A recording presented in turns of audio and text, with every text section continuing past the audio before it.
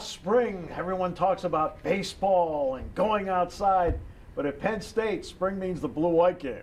It also means trout season, but and cutting your grass and all those good things. But the Blue White game is a perfect opportunity to take the kids and put all that stuff aside for a Saturday. Absolutely. And for a football game, you want to play a quality opponent, right? How about you just suit up and you play yourselves? You got the blue on the one side, white on the other.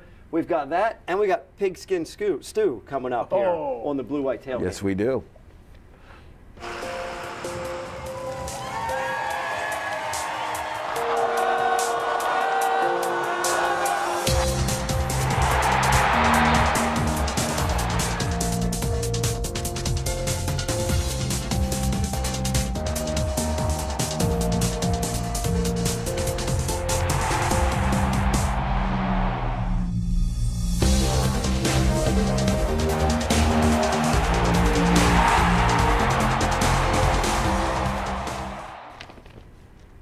Yes, the weather, which is always the determining factor on the Blue White game and attendance, looks like it's going to be spectacular, which means could be a big number. That's fun.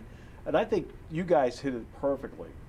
Whenever I drive into the Blue White game, and and you're sitting there getting to your spot, the cars will go by you, in the other lane, and I see mom, dad, kids.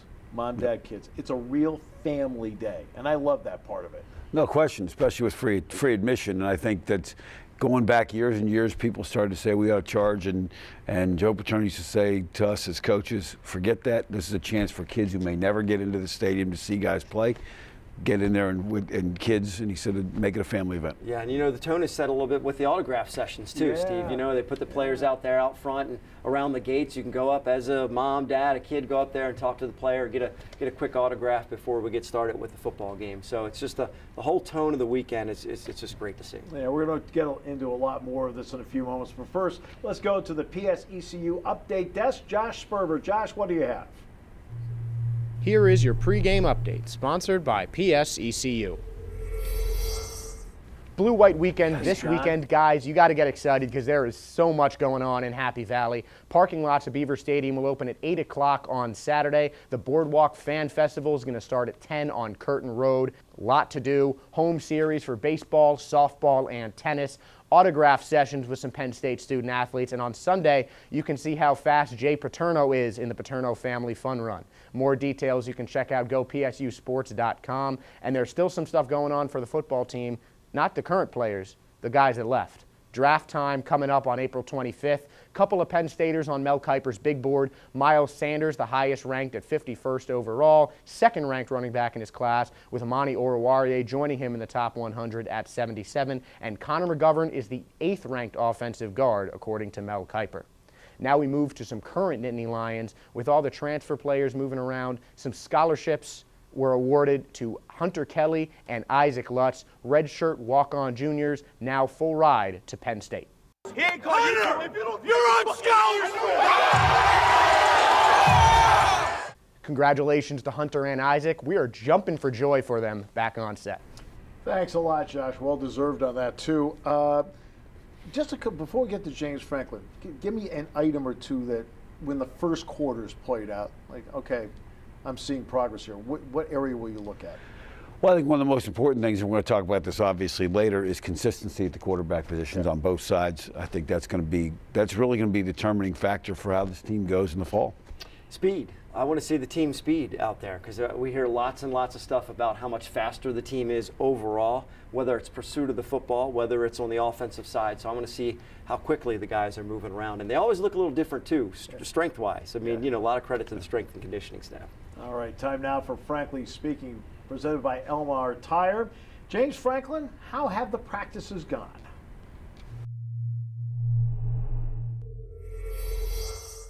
Right now, we've been very competitive, and it really should be like that, but there's still practices where there's a period where the offense dominates and there's a period where the defense dominates, and it really shouldn't be like that.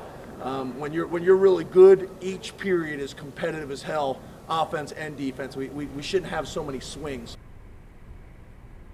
It's interesting because if they do a competitive period, and let's just pick a number, there are 15 plays in the competitive period. He wants it to be 8-7 one way or the other, instead of suddenly like 10-5, 9-6. That's what he's looking for in there. And that's where I think you do a lot of team building with that as well. Well, I think the challenge is that in the spring, you're seeing each other every day.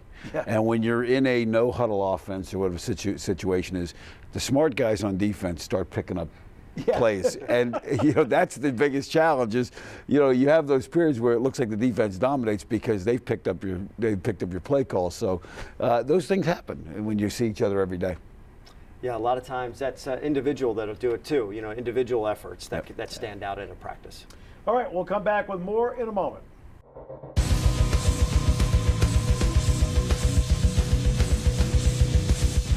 Welcome back. Let's take a look at the Penn State offense now. We're going to start out with obviously two quarterbacks, Sean Clifford, Tommy Stevens, and Will Levis, of course, in the mix as well. So here are the comparison of the numbers. Our crack staff came up with all of this. All right. Now, this is not uncommon. If we were doing Ohio State show right now, we'd be doing the same thing. They wouldn't have a lot of the numbers either. But at least we've seen some of them. So let's go to the former quarterback. What do they need to accomplish, in training camp? I don't mean now, but in training camp. Well, I think you want to get mastery of the playbook. I mean, that's the most important thing is you want to walk in that huddle with confidence, not only that you know what you're doing, but also the wideouts are doing, the running backs are doing, and sometimes the offensive line, because the experienced quarterback can get in with his team or has an idea of what everybody's doing, so he knows where his problems are. But generally with young quarterbacks, they are so concerned about what am I supposed to do, what's my read, where am I looking, what are my problems, that it's got to become second nature to them. It's been an interesting setup for the quarterbacks also this spring. The number one concern always about the spring is what? Health, right? We talk about that with the game. For Tommy Stevens, hasn't been completely healthy to really jump in there and get a lot of the reps. So for a younger quarterback like Sean Clifford, he is getting a lot of reps, trying to master that playbook. Tommy's been around a long time. He knows what's happening with the plays and that type of deal. The different styles are interesting with these guys too, because when Tommy walked out last year for Media Day in August, 240 pounds. I mean, he was built for more than just quarterback. He was built to play other positions. So it's going to be interesting to see how he changes physically and gets ready for just the quarterback position. Right, he's dropped 10. So he's listed right now about 230. And we went through that with Mike Robinson too. And one of the off-season conversations I had with him going to his 5th year was, look, you're in a different situation now. You got to be in better shape. And number two, you also got to be able mentally to focus just on what your role is in leadership. And he dropped a dozen pounds. Absolutely. Because he was playing multiple positions. That's why he put the weight on. And Tommy went through the same thing in this situation too. Everybody forgets we had that package a few years ago with a guy like Tommy Stevens with Mike Robinson, who's pretty good at it too, by the way. Yeah, 2002 Nebraska is the first time you unveiled it. He scored 2 touchdowns off of it. Time now for the Blaze Alexander player to watch. Our choice is among this receiving group for Penn State. You got Shorter, and you've got Hamler, you've got Dotson, but it's Justin Shorter that can bring some size to that position, Todd. And I think that's going to be important because that's a different element. Well, one of the things we missed in last year's offense was the jump ball down the field, right? Which we had seen for years and years and years, and we'll see what kind of. When you got a guy that's 230, 240, or 229, whatever he's going to check in at. The guy can create space. It's almost like in basketball, right? You can create some space for yourself. You get a ball thrown to you, you can shield off defenders. You can be really tough out there. And look, the guy came in with 5-star potential. It's there for a reason. He has the talent. He has the ability. How he's blended into the offense, how he adjusts and gets rolling with this year is definitely going to be fun to watch. Right, and then of course you have Daniel George. Mac Hippenhammer's hitting 366 for the baseball team right now, so he's not out there at the moment. And so you've got a couple of the people that are going to get into the mix, and the tight ends, Pat Fryermuth and Nick Bowers, are really important here as well. So now let's get to the running backs. Josh Sperber takes a closer look at running back by committee. The early departure of Miles Sanders leaves a running back room with no one older than a junior here at Penn State. Sophomores Ricky Slade and Journey Brown are expected to take the lead with a combined 53 carries to their name. Ricky's pretty confident right now. That game experience I think was really helpful for him. Journey is obviously didn't get as much game experience, but still got some, and we've seen some really good things. Both backs have seen a lot of progression this offseason and are now fully healthy, which is a big plus because a healthy running back room is a deep running back room, and that'll allow Penn State to incorporate these backs more creatively into their offensive schemes. We was to the point, middle of the season, where Miles was by himself. We had to slow down what we're doing, even just getting them out in the swing routes and stuff and line them up empty. Well, that's going to be more touches and more strain on his leg and lower power. So we had to take care of him to kind of get him through the season. And then when we started getting Ricky back, developed, and then Journey started coming along now, it started opening up the playbook more for us. This Saturday and maybe during the season, you can expect an increased use of Penn State's running backs in the passing game as they strive for another successful season on the ground. They're looking for 4 straight with over 2,000 rush yards as a team. All right, thank you, Josh. And just for your viewing knowledge, when you watch the game, Ricky Slade is now wearing number 3. Journey Brown has changed from 32 to 4. So that way, if you're watching, that'll confuse some fans. Right. Yeah, he looks bigger than he was. No, that's not the same guy. Boy, look at Ricky Slade go, and it's Journey Brown. So Jaywan Sider is somebody that looks at the running back room, and he sees plenty of possibilities that get them to the fourth quarter with fresh people. I think it's something about getting those guys in there and keeping them fresh, because I think a fresher back in the fourth quarter is better than back that's tired in the fourth quarter. And if you got multiple guys, I think this season is so long. That's a lot of wear and tear on the guy. Them guys get pounded so much where it's blocking, helping the O-lineman on the chip block, running the route, running the ball. It's a lot of accumulation of miles on them. So the fresher we can get those guys toward the end of the season, the better I think we're going to be in the later months when you really have to lean on the backs because the weather changed and we want to pound the ball a little more. So keeping those guys fresh I'm a big believer in that.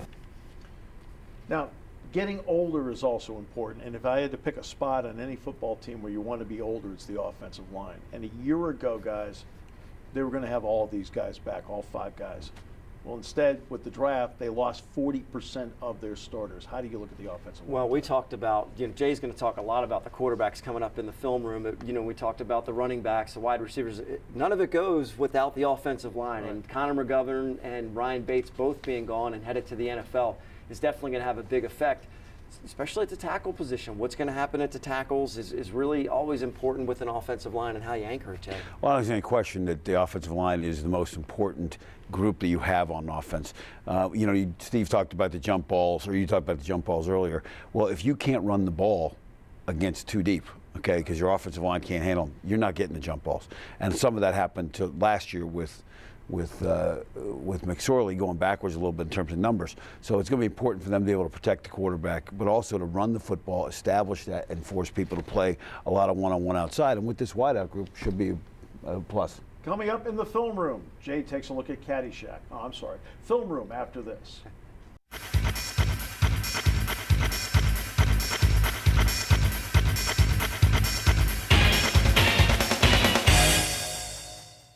We are back on the show, and we are in the film room. It is brought to you by Beer Belly's Beverage, and I'm going to give you a little secret here about this week's film room. We have no film for you, but we got a lot of great stuff to talk about. And first and foremost, you want to mention something? Oh, yeah. I got my Penn State fly fishing vest on today. Yeah. Penn State has a phenomenal fly fishing program going back to the 30s when a guy named George Harvey started. And Joe Humphreys, 90 years young, still the greatest caster on the entire planet, lives here in State College, and a fan of the show, too, by the way. Okay, so we have... So it's trout season this week, so get out, not Saturday, go Blue White game, but then go fishing. We have no film, but we have fashion. We've got food later, too, to talk about. We've got all kinds of stuff. That's right, so that's just a little tease. But first off, we got to talk about offense, lack thereof, coming back, right, for this year for Penn State. And so when you go to the Blue White game, you're going to see some different people throwing the ball around the yard. Well, I think that's the most important thing is you look at what the biggest change is. You had a guy in place for 3 years who was a dominant football player. What kind of pro he's going to, we'll see. But on the college level was a difference maker. And let's take a look at this first screen and look at the amount of yardage that this offense has lost. Trace McSorley, obviously a big factor, but Miles Sanders coming out early. You've lost 83, almost 84% of the production of your offense, and those are 2 key positions because you're talking about the guy who's got his hand on the ball every snap and a guy that is a big play guy for your running back. But there's some depth there. Let's break it down even tighter. How important was McSorley? Remove Sanders from the equation, and you got some different math. Exactly. So take a look at the next set of numbers. And when you look at, just take a look at the Ohio State game, for example. 492 yards of total offense for Penn State. 93% of that went through Trace McSorley. And a key, obviously that was a tough loss, but Penn State was in a position to win that game because of the kind of effort he put in. And those things are tough to replace from an intangible standpoint and from a leadership standpoint. And these young guys are going to have to go. And Tommy Stevens is young. He's young in terms of playing experience at the position. But in terms of getting in the game and knowing what he's going to do, I think that's going to be something to look for. Being in the huddle, being around the guys, those types of things. So, okay, so the quarterback position in college, it's not getting less important. It's becoming more and more important. So this is why this matters. Yeah, so take a look at our next thing. We'll talk about it. And why quarterbacks matter is this. Everybody talks about X's and O's. Everybody talks about your system and the plays. But take a look at Joe Moorhead is no worse a coach at Mississippi State than he was at Penn State. In fact, he's probably better because he's learned things. But if you look at 2016 and 2017, his 2 years of offense, you saw great improvement. And as Trace McSorley's running the show there. And then last year at Mississippi State, he goes to Mississippi State, does not have the same kind of quarterback he had at Penn State, and the numbers drop dramatically. And that's not because Joe is a worse coach or he's not calling great plays or the system's not good. It's who's running it, and that's going to be Penn State's biggest challenge for you. And it's not just numbers that you compile in the first half, the third quarter. Hello, crunch time, fourth quarter. Fourth quarter. And where you look at the fourth quarter is how does your quarterback do in the fourth quarter? Trace McSorley won a lot of games. He never really made the big mistakes in those key games. But if you look at in the last 3 years, where Penn State lost games, 2016 Pitt, there was an interception in the fourth quarter when they were driving to potentially tie or win the game. Michigan, interception loss. USC, fourth quarter interception loss. 2017 Michigan State, interception loss. And in Iowa, there was an interception that got Iowa back in that game. Now, that said, that's not to blame Trace McSorley. That's just an element of how important it is to protect the football in the fourth quarter. And with a younger quarterback, sometimes they don't quite grasp that. Yeah, I mean, and then how much playing time did he have? How many throws did he have in the fourth quarter? Of course, mistakes are going to be made. So, look, the non-conference schedule doesn't tell you a lot. You can rack up some big numbers. What does tell you is what happens when you get conference play. And it was a very different deal for Penn State last year. Yeah, and take a look at the last 9 games versus the first 4 games. And where's the offense headed? That's going to be the question is coming into this season, what kind of momentum they have, what kind of adjustments they make. And they're obviously, those numbers have to improve in this season to get better.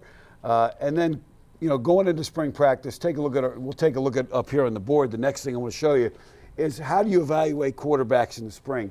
And you've got to evaluate them based only on what they can control. If one quarterback goes out and goes 6 for 9 and another one goes 5 for 10 but has 3 drops, you want to say, well, the sixth guy went 6 for 9, the other guy went 5 for 10. Well, really, as you grade them, you say, well, one's really 8 for 10 because of the 3 drops. You can only grade them on what they control. And the other thing you want to do is grade them on where is the ball distribution. This is something we used to do when I was coaching quarterbacks, and you could see the green marks and the red marks and evaluate that. But it all comes into a big stew that you want to take a look at in your quarterback. And with that transition. And we mentioned the food, right? So we don't have a whole lot of time to talk about it, and you got a lot of ingredients to show, but you've come up with something here that's taken a little bit of time to do so, but now you feel like you've mastered this, I've mastered the pigskin stew, and the pigskin stew is based in bacon.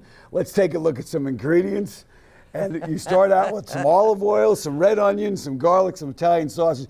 Italian sausage is in honor of Vince Lombardi. The diced potato is in honor of Newt Rockney and the Fighting Irish.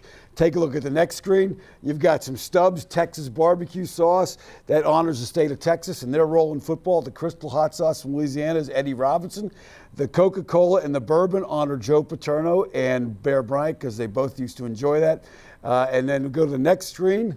We got a splash of orange juice to honor the Orange Bowl. The thick cut bacon is a whole pound of that, which honors pigskin stew, obviously. Pound of kielbasa is your Midwest, Pittsburgh, those kind of places. Tomatoes for Jersey, where the game was started. Diced red pepper, cups of corn. Let's go to the last one.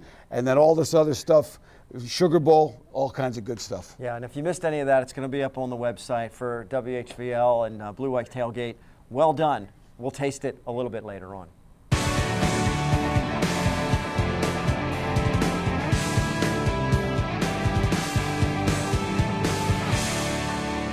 Let's take a look at the Penn State defense now. It is expected when a Nick Scott goes through and he's done with his career, so you have to replace them. But in today's era, you also have to replace people that opt for the NFL draft. Kevin Givens and Sharif Miller are 2 of those. Thus, Brent Pry has, quote, some holes to fill. So, Todd? Well, and last year I thought was supposed to be the year that we had to fill all the replacements, and he was probably thinking this wouldn't have to be the case this year, but he does, and he does a pretty good job, doesn't he, of plugging those holes to fill, and then the defense seems to be a real strength. Really excited about seeing a lot of the younger players that got a lot of time last year, see what they can do this year. And look, the schedule is favorable for the offense to grow a little bit, like in the fall, right? You got Idaho, Buffalo at home, got 3 home games in a row, then Pitt, and then you're on the road at Maryland. They have a little time to grow, I think, because I think this defense is going to be really good. Yeah, and obviously up front's going to be the issue because last year at times in some key games, people were able to run the football against them. Even the Illinois game, there was a lot of rushing north and south, and that's going to be something that's got to, when you get into this season, you've got to handle that. So let's look at the numbers over the last few years for Penn State defensively. Look, those are impressive numbers across the board. Of course, the key, now those are yards. The key, of course, is points per game you give up. In the end, that's the true test. But the defensive line, Yetur Gross-Matos, in talking to one pro scout that came here for the Pro Day Combine, he said, every time I'm looking, he's looking at Miller and he's looking at Gibbons. He said, every time I look, 99's just flying off the screen to me. You look at Yetur, what do you see? Especially at the last half of the year, what do you see is him constantly beating everyone one-on-one. And so he probably won't see a lot of one-on-one out there. And that's going to create some opportunities maybe for some of the interior guys to create some pressure. But yeah, absolutely. He jumps off the screen. There's no doubt about it. This scout wasn't lying. Yeah, and Penn State's had some terrific defensive ends over the year. Larry Kubin, Courtney Brown, so forth. Look, this guy's getting to the point he can stand side by side with some of these guys. Yeah, it seems like it. We'll see. Obviously this year is going to be a big year for him because people will be paying him. He'll get extra attention. And how do you do that?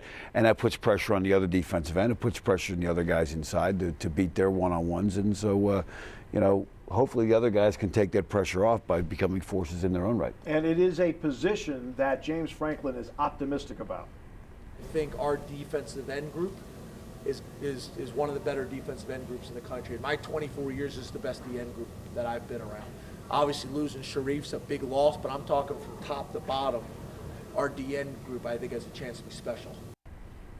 The Shaka Tony's there, but our Blaze Alexander player to watch on defense is a guy that happens to be someone that is still learning to play the game, but that's Jason Owe. He has all the physical tools. He might be able to run the anchor leg of the 4x100. That's pretty good for a defensive end. But again, it's one of those things, the subtleties of defense at this level when you're playing defensive end. It's not just go get the passer. It's I've got to know where the help is coming from, twists, stunts, all those kind of things, and that's part of growth. Fractions of a second. I mean, how many times do we talk about that? Just fractions of a second. What you do with your hands to get past your man, what you do to hold him up just for a second if you're reading a screen or whatever it may be. And so, the physical tools can be there. We'll see if Jason can take on the nuances of the position. I mean, obviously, I work with arguably the best linebacker to play, and that's Jack Ham. So when we'd go to practices back in the 2000s, the first thing I'd be standing, and Jack and I would look at the third-team linebackers, because that's how deep the linebackers were at Penn State. And you'd say, hey, down the road, that guy's going to be pretty good.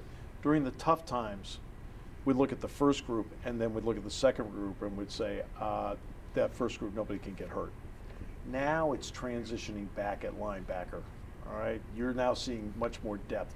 When you look at Johnson, Ellis Brooks, Parsons, Cam Brown, what are you seeing in that group?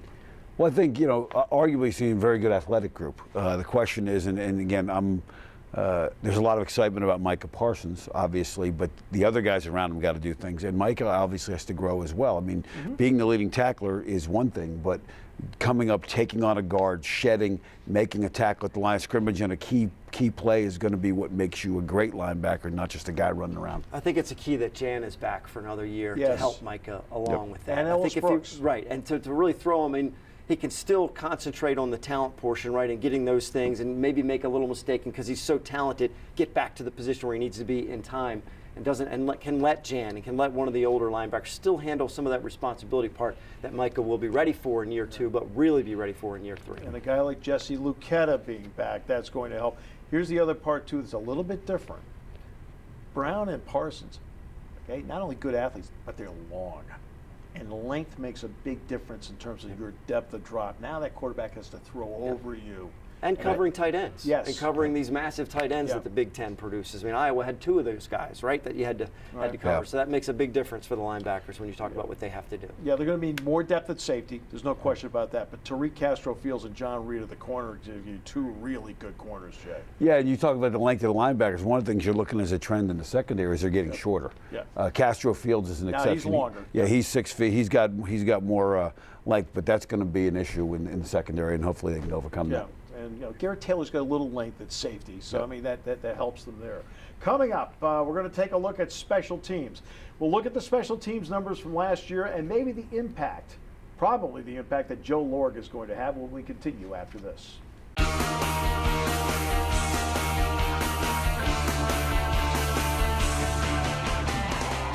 All right, let's get to special teams. James Franklin has always put a lot of emphasis on special teams. Joe Paterno spent decades putting heavy emphasis on special teams. It paid off big. James Franklin has always put heavy emphasis on special teams. They brought Joe Lorg in. This guy was, I mean, look, you look at what he did at Memphis. Todd, great Memphis special teams numbers. The guy's a pro's pro. Well, they took a step back last year, I think, in special teams, and they were beaten in a variety of ways. The kicking game wasn't fantastic. I think a fresh face on it is going to be a positive thing, and a lot of familiar faces from a starter standpoint is going to be a good thing to see the guys. You put your most talented guys out there. It's an important phase of the football game. It can decide a winner and a loser. You don't want to take chances on the personnel that you put out there, and the roster is deep enough where they can put some talented guys out on special teams. In the final college football playoff poll, there have only been 6 schools that have been in the top 15 in each of the last 3. I think one of the reasons has been Blake Gilligan coming in and getting the point, because I think Penn State was then finally able to play field position the way they wanted to play because of this guy. They're going to need a big year out of him. Oh, there's no question, especially if you are struggling early in the year offensively. You've got to change the field position, and that's going to be big for Penn State, no question. And KJ Hamler obviously is a great kickoff return threat, but let's look at the numbers from last year. This is very un-Penn State-like in terms of the numbers, and that's what they need to. Those numbers all have to be at minimum in the top 50. Fair? Well, I think so. But again, some of these things that are impacting this is, number one, with kids leaving earlier for the draft, you're getting younger and younger kids on special teams who are not as aware.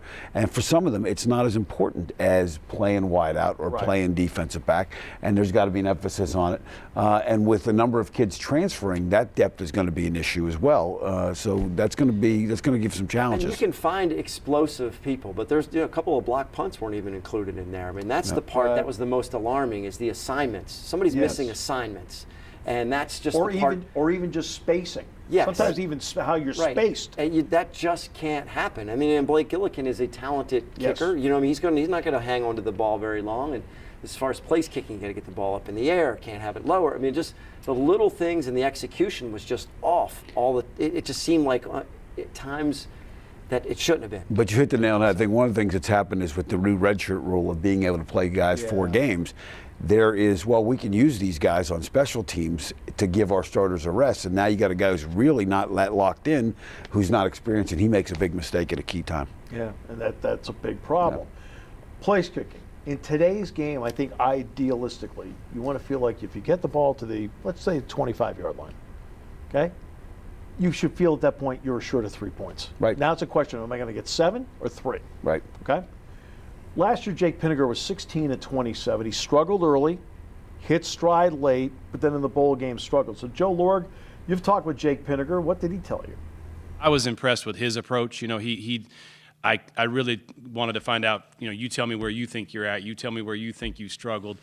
You tell me where you think the issues were. And I was impressed with with his response. I was impressed with that he didn't make excuses. He took accountability for the things that he thought he didn't do very well at, and he was proud of the things that he did do well, and he has a good plan, in my opinion.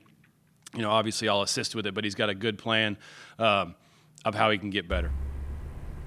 And they'll need that because, again, I go back to the fact if you get the ball to the 25, you should have a high level of confidence. The drive will end in points. It will not be a stop.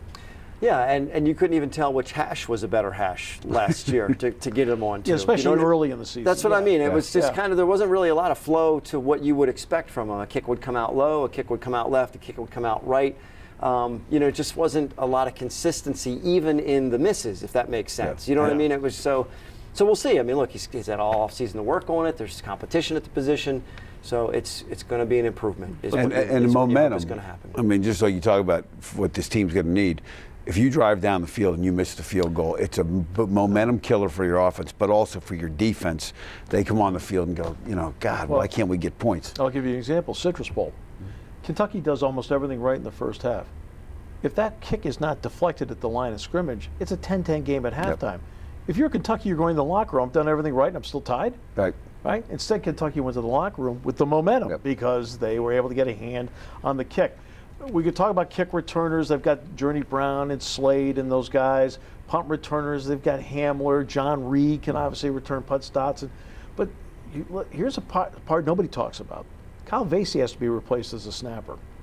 Chris Stahl, I think, is going to be a guy. Joe Calcagno's another guy they're going to take a look at. But that's critical in all this. That is, quote, lost in the operation of the wash. It all starts with that. We saw video of Coach Franklin giving scholarship away, right, to some of the guys. That's why I like get the long snapper, get your snappers, your scholarships, get those guys doing it on all the time. But yeah, I mean, look, everything starts with that. It has to be there, and then the holders are always, they're always unsung heroes too. You got to hold the ball and get the laces right and all that type of stuff. I enjoy the special teams component of it, and I know it frustrated Coach Franklin last year, so I'm sure he's looking forward to things all across the board. You could lose a game with a long snapper in a hurry. That could blow a game wide open for somebody. Oh, exactly. But you can change field position with this. Tompkins took a punt back against Pitt for a touchdown. Hamler in the Appalachian State game, when they took the penalty, remember they took the penalty and they made him re-kick it, and it turned into points because of a Hamler kickoff touchbacks return. Are extremely underrated too. I mean, at this point in the game, you should not be seeing the other team return it. If it's good weather, that ball should not be returned. It just shouldn't be. And that's where Raphael Cheka comes in. But again, sometimes you're trying to be so precise with the placement. If the ball goes out of bounds, then you're trying to. The idea is to tackle them under the 25-yard line. That way, it's at the 18, we're +7. Right. All right. Frank Bodani, York Daily Record, talks with our Josh Sperber in a moment as we continue with Blue White Tailgate after this.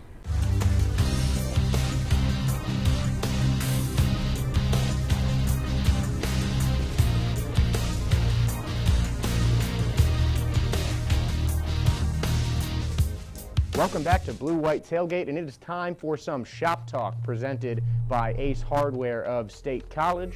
We're joined by Frank Bodani of the York Daily Record. Frank, good to have you back on the show. Hey, thanks for asking. Looking forward to this weekend and some good weather for everyone. That's a huge plus. Oh yeah, there's nothing like a football game when it's 70 degrees outside. I mean, that is ideal. And Frank, it's time for some football again. We were talking about it a little bit before. With the new group of guys getting on this team, anyone that you have your eye on really to try and stand out at this spring game? Yeah, spring game's kind of hard because they're switching guys all over the place. Some positions I think are a little more difficult to judge and stand out. One position though that I'm looking at is tight end. I think that position could be huge for Penn State's offense this year. It's not like they don't have wide receivers to throw the ball to, but I think there's some uncertainty who's going to step forward there behind KJ Hamler. Tight end can be a big weapon. We saw it with Pat Freiermuth, who I think might have been the biggest surprise of the team last year. But who's behind him? There's like 3-4 guys there that could take Penn State's tight end position to a different level if they can stay healthy and perform. So I'm looking at Nick Bowers, Jonathan Holland, Zach Kuntz on Saturday. Yeah, there's certainly guys that got some experience towards the end of the year. Franklin's been raving about Bowers, and obviously, as you mentioned, we've seen how Pat Freiermuth has taken to this team. But it's a young team. A lot of the tight ends, the receivers are young guys. Which guys really need to step up as leaders, not just on the field, but in the locker room and just as a presence around this team? Well, KJ Hamler's got that personality receiver, even though he's a sophomore, but he's a third-year guy. He to me seems like someone who has to do that. He has a personality. He's already proven it on the field. On defense, you have Jan Hall. I'm not really sure personality-wise what he's like off the field, but he's a guy that's been through everything. He's a senior. He's a leader. I mean, Micah Parsons might not be quite the overall team leader yet, but he's got the personality, and he's going to have to be more outspoken. He's already taken some of the younger linebackers, the first-year guys, kind of under his wing a little bit. So those are two guys, and they need to find somebody on the offensive line, a guy or two there, because they're losing a good bit of experience there. So who is going to step up to fill that role in the offensive line? Well, it's something that'll definitely play out as the season goes on. And with Micah Parsons, you talked a lot about how he's been a factor in the locker room and on the field, leading tackler last season, off the bench. Now he's going to be in the starting lineup. What do you expect from him on the field, not just as a leader? I think a lot of bigger plays. He's going to be able to react a lot more, and he's going to play faster. I mean, he says he's going to be faster, and it just makes sense because he's been through an entire year of looking and seeing what to expect, and oftentimes probably trying to figure it out and maybe thinking a little too much or more than he wants to. I think he's been through all that. I think he's not going to have to do as much thinking. He's going to be able to put his athleticism. It's going to be more on display. I mean, I think in some ways he was almost more of a steady linebacker last year that made 5-6 tackles a game, but didn't have the big plays. I think he'll blitz more. I think he's going to be more of an impact player. And if you can team him with, if Cam Brown can step up on the other side at linebacker, I mean, he's got the athleticism as well, then, Penn State that position could be revamped in a big way. It's definitely a strong linebacking core. The defensive line is also something we've heard Franklin talk a lot about in the offseason. One of the tops in the nation in sacks last year. What can you expect from that line unit, even with the departures of Sharif Miller and Kevin Givens? Yeah, I think they're fine at defensive end. Defensive tackle, they just need to stay healthy because beyond Robert Windsor, you don't have a whole lot of experience. I think everybody expects P.J. Mustipher to step right in and maybe be that starter guy right next to Windsor. You have Antonio Shelton. Those guys have played, but I don't know. They have not proven that they're all Big Ten type of every down type of guys yet. So I think that's the key. Can they get Fred Hansard back? Is he going to be healthy enough to contribute right away? Defensive end, I mean, they have maybe one of the best linemen in the country in Yetur Gross-Matos. I would think another notch to his development is expected. They just need to find a guy on the other side from a whole list of possibilities. The talent is certainly there, and we're going to see some of it in the spring game this weekend. And Frank, you've been covering the Penn State football team a long time. How have you seen the Blue White weekend evolve? I mean, it's always been a fan-first event. I mean, it's a way to get the Penn State football community involved, to give back, I think, to give back to them. So I just think they've added just more entertainment. They've added things to get fans even more involved, especially the young fans. I mean, I think they love the autographs. They have more stuff, I think, for families and kids to do before the game. That's the key, right? Because you want people showing up, not just at 3 o'clock. I think fans are excited about the young talent. I think you'll get a great turnout. Yeah, I'm really excited to see it. It's going to be my first Blue White weekend here. Frank, thank you so much for coming on Blue White Tailgate. You're welcome. And we've got more coming up after this. All right, so here we are into the G block and to the Carnes keys to the game. Big time graphic you can see from Carnes Equipment. All right, the key to the game is before the game. Tailgating. Todd and I tailgating with the Pigskin stew. Jay Paterno, as pointed out in the film room, gave you all the reasons and behind the ingredients. Now, there's a lot of sausage in here. Pound of bacon is what stands out. Pound of bacon, pig, pound of kielbasa, pound of ground Italian sausage. All right, I got the first keys of the game. You guys, if you are vegan, this is not your meal. And then I'm diving in after that. Now, with the last name Jones, people would not realize this, but I'm actually half Portuguese. Okay, there's no linguiça in here.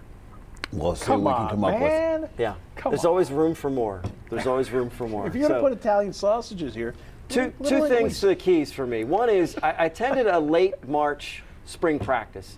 These guys can't wait to play football like on the field, right? No I mean, kidding. so much dedication in the off season. These spring practices are unbelievable. They're still going. They're competing at it every day. Just the commitment that these guys have. So good for these guys to get out on the field and have some fun and play. All right. Two is I don't want to see the ball on the ground, right? You want to see Right. completions. No doubt. You just don't want to see fumbles. Right. I just don't want to see the ball on the ground. Yeah, That's but to if me you're a defensive coach, you want that. No, I'm watching. That's what I'm looking for. That's my key to the game. Keep the ball in your hands. I Whatever. agree with you. My key is number one, stay healthy. That is by far. You come to the spring game, it's fun to get out there. But I want to see how the young quarterbacks play with 70 or 80 or however many thousand people in there, and see how they run the team, see how they handle that kind of stuff, and play against a good defensive unit.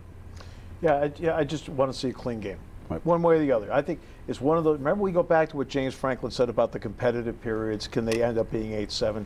Well, will the defense make a couple of plays where you walk out and say, "Hey, yeah, defense made some plays." Then you want to see the offense make some plays. You want to walk out of there where you feel like everybody made plays, because look, you're competing against it. You can't have one just dominate the other, and I think that's important. Now the crowd. We talked about the crowd. The weather looks like it's. Well, you can't ask for better. Can they be one of the top 5? Here are the numbers from last year. And Penn State was number 4 last year. The Scott Frost Bowl was number 1. It's amazing how the fans have forever latched onto this program. They love it. I mean, they love it. The key is always, how do you get the casual fan interested? The diehard's always there. Can you get the casual fan interested? This program has the casual fan for decades locked in, Todd. No doubt, and they do a great job of promoting the whole weekend and promoting the university, and come and see State College. I mean, come and enjoy it. I mean, they're still bringing the RVs up, right? I mean, everybody that brings their RVs in the fall looks for this one time to bring it up in the spring, and the weather is always a big factor. So they can beat the 71,000 and keep it rolling. They were only a couple G's away from Alabama, so we'll see if we can catch up, at least get into the top 4.